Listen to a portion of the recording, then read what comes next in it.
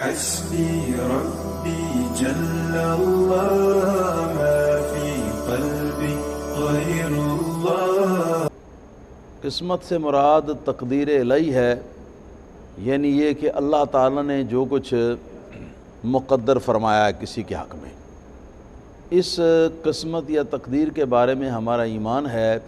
ایمان مفصل کے اندر ہم پڑھتے ہیں آمنت باللہ و ملائکتہ و کتبہ و رسلہ والیوم الآخر والقدر خیرہ و شرہ من اللہ تعالی والبعث بعد الموت۔ اور یہ دراصل احادیث کے اندر بھی اسی طریقے سے آیا ہے۔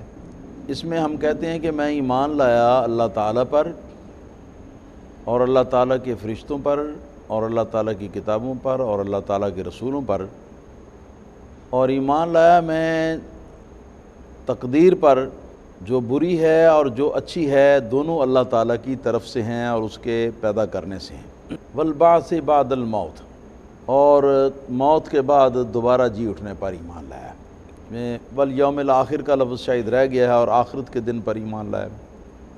تو یہ چیز ہمارے ایمان کے اندر شامل ہے کہ ہم اللہ تعالیٰ کی تقدیر جو ہے، جو تقدیر ہے، جو قسمت ہے، اس کو من جانب اللہ کہتے ہیں۔ من جانب اللہ ہونے کا مطلب یہ ہے کہ لکھا ہوا اللہ تعالیٰ کی طرف سے ہے، لہٰذا اس کو جو شخص برا کہے تو ظاہر ہے کہ وہ اللہ تعالیٰ کے افعال کو برا کہتا ہے، اور جو شخص اللہ تعالیٰ کے افعال کو برا کہے وہ مسلمان نہیں رہتا۔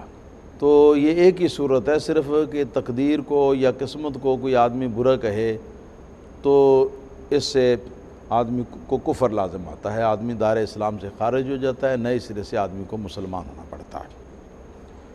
اور کوئی ایسی صورت نہیں کہ تقدیر کو آدمی برا بھی کہہ لے اور کافر بھی نہ ہو، اس لیے کہ تقدیر اللہ تعالیٰ کا فعل ہے۔